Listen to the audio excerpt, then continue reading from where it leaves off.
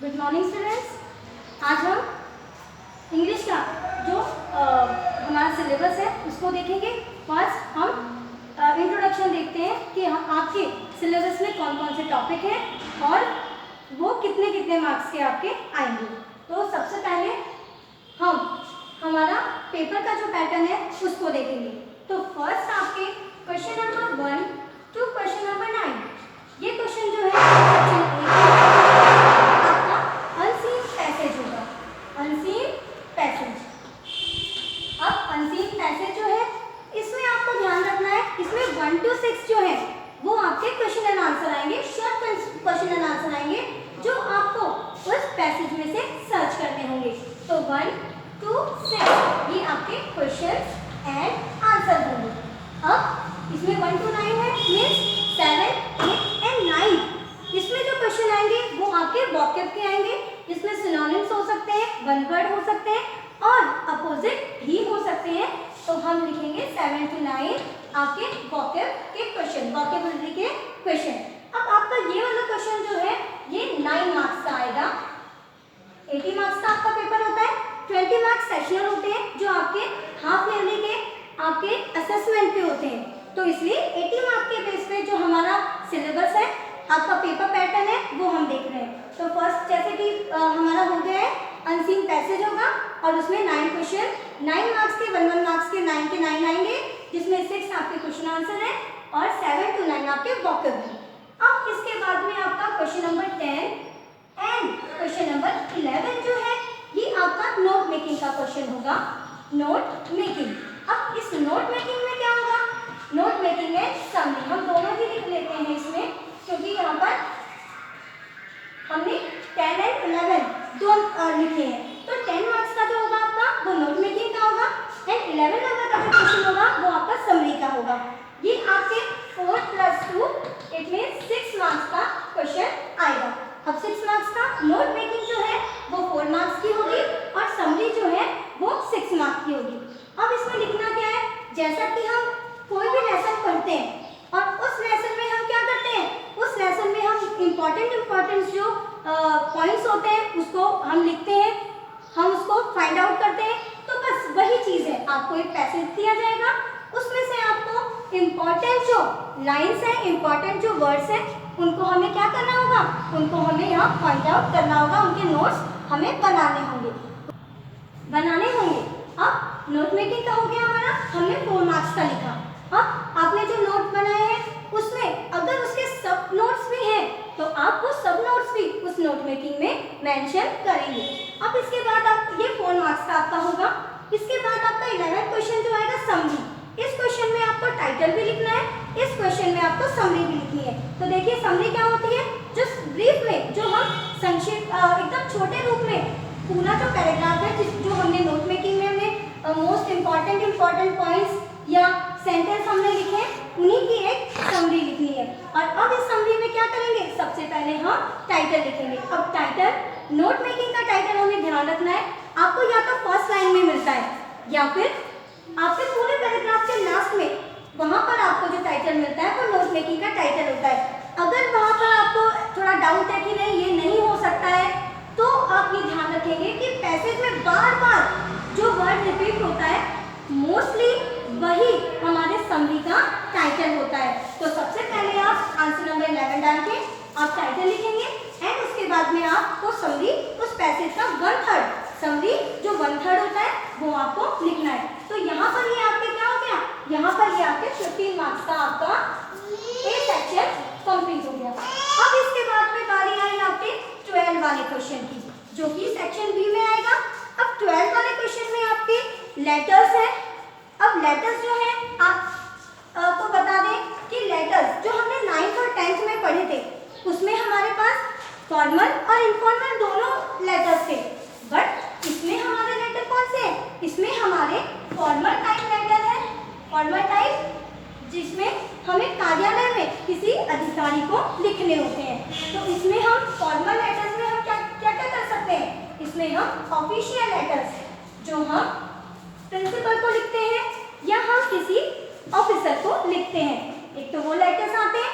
दूसरे लेटर्स आपके कौन से आते हैं, एडिटर्स को लिखने वाले लेटर्स आते हैं। एडिटर को हमें सजेशन देने होते हैं, हमें व्यूज देने होते हैं, तो वो लेटर इसमें आते हैं। अब सेकेंडली इसमें चॉइस है आपकी, सेकेंड आपके लेटर में आपके बिजनेस लेटर आते हैं, जिसमें आप कोई कोटेशन की डिमांड कर सकते हैं, उसका ऑर्डर दे सकते हैं, या फिर आपका ऑर्डर दिया हुआ जो है उसको आप कैंसिल कर सकते हैं। तो ये आपके लेटर के दो पार्ट जो है वो आपके कोर्स में है। आपको इनफॉर्मल लेटर जो पेरेंट्स को, फ्रेंड्स को, रिलेटिव्स को लिखते हैं वो आपको नहीं लिखने हैं। अब इसके बाद में इसी में आपके चॉइस आएगी आपका जॉब एप्लीकेशन। जॉब एप्लीकेशन जब भी हमें कहीं पर भी अप्लाई करनी होती है जॉब के लिए और हमें उसके लिए एप्लीकेशन लिखनी होती है, तो जो टाइप हमें यूज में लेना होता है वो हमारा जॉब एप्लीकेशन होता है। तो आपको ध्यान रखना है, आपके क्वेश्चन नंबर 12 में फॉर्मल लेटर आ सकता है, बिजनेस लेटर आ सकता है, जॉब एप्लीकेशन आ सकती है। इनमें से कोई 2 क्वेश्चन आएंगे और 2 में से आपको 1 क्वेश्चन करना होगा। यहाँ पर ये आपका 7 मार्क्स का आएगा। 7 मार्क्स क्लियर हुए यहाँ पर हमारे। अब इसके बाद बारी आई हमारे क्वेश्चन नंबर 13 की। तो क्वेश्चन नंबर 13 में हमें ध्यान रखना है, आपके ये 4 मार्क्स का ही आएगा, ओनली 50 वर्ड्स लिखने होते हैं आपको, तो इसलिए आपको ये ध्यान रखना है। इसमें आपके 5 टॉपिक्स हैं। 5 टॉपिक्स में आपका सबसे पहले है नोटिस, सेकेंड है आपका एडवर्टाइजमेंट, थर्ड है आपका इन्विटेशन, फोर्थ है आपका आर्गुमेंट एंड फिफ्थ है आपका यहाँ पर पोस्टर। अब ये आपको ओनली 50 वर्ड में लिखने होते हैं और ये 4 मार्क्स आपका गेन करते हैं। तो अब इन्हीं में से ये जो 5 टॉपिक्स हैं, इन्हीं में से कोई 2 टॉपिक आपके क्वेश्चन में आएंगे और उन 2 में से आपको केवल एक ही यहाँ पर करने होते हैं। तो अब आपके देखिए, आपका ए सेक्शन जो है 15 मार्क्स का हो गया। सेक्शन बी जो है जिसमें लेटर, इस लेटर में आपको 3 ऑप्शंस हैं और 3 ऑप्शन में से आपको कोई 2 करने होते हैं, और 2 आते हैं और 2 में से आपको कोई 1 करना होता है। अब इसके बाद 13 क्वेश्चन आपका नोटिस का हो गया 4 मार्क्स का। अब इसके बाद आपका क्वेश्चन नंबर 14 जो है वो आपकी रिपोर्ट राइटिंग और फैक्चुअल डिस्क्रिप्शन।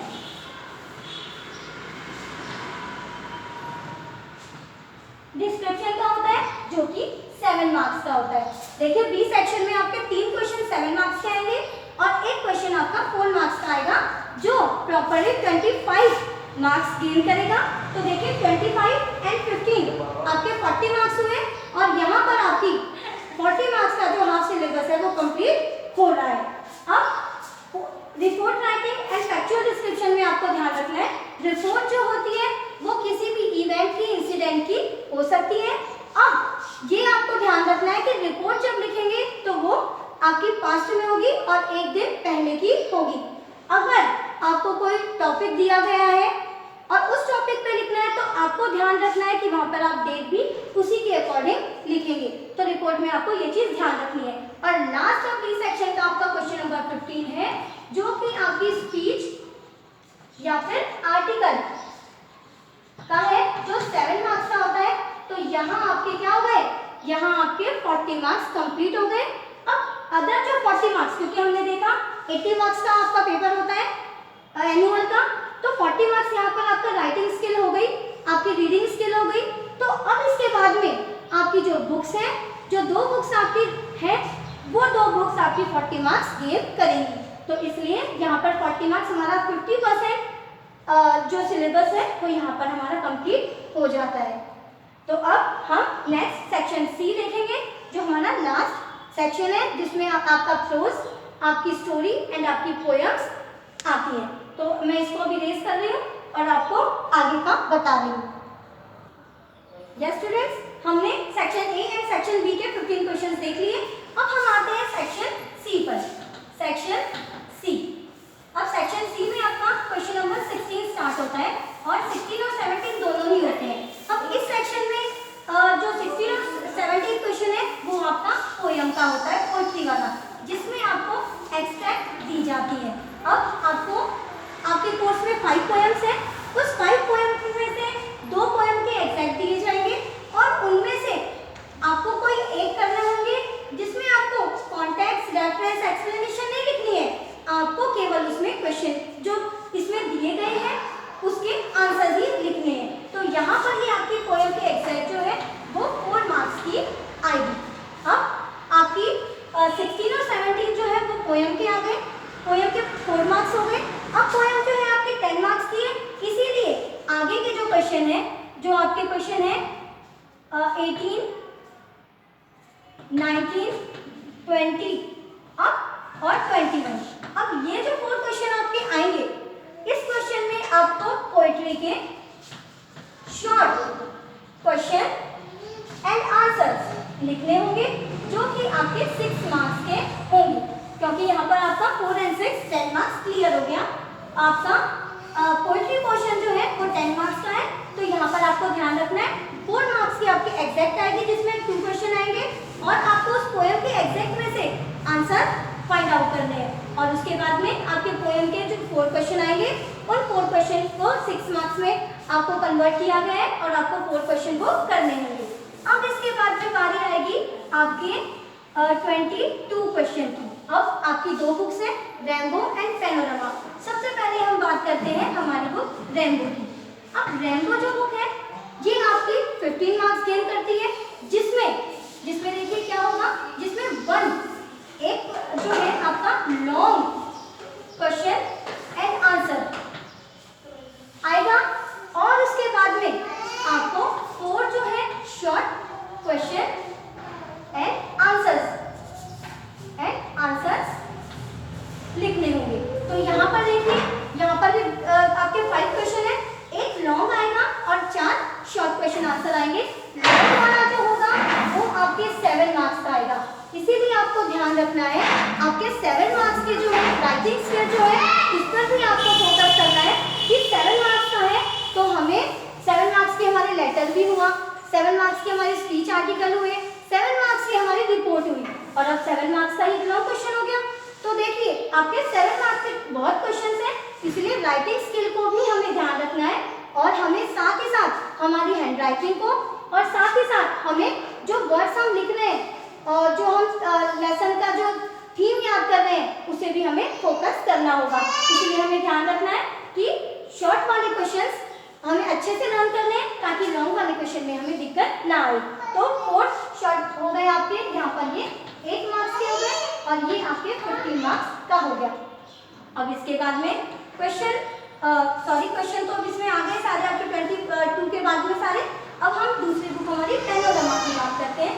पैनोरामा में भी बस यही चलेगा, एक आपका लॉन्ग क्वेश्चन आएगा और 4 आपके शॉर्ट क्वेश्चन एंड आंसर आएंगे, जो कि 7 और 8 मार्क्स के होंगे। अब यहाँ पर आपका हो गया पूरा कंप्लीट, कितना आपका पूरा कंप्लीट हो गया है 40 मार्क्स। तो आपकी बुक जो है वो 40 मार्क्स की है और आपकी रीडिंग और आपकी राइटिंग स्किल जो है वो 40 मार्क्स की है। Thank you students. अगर आपको इसमें कुछ बात समझ में नहीं आई है, कोई प्रॉब्लम है, कुछ पूछना है, तो आप कमेंट बॉक्स में मुझे मैसेज कर सकते हैं और मैं आपको उसका आंसर दे दूंगी। इसलिए please like and share and comment इस वीडियो पर। Thank you.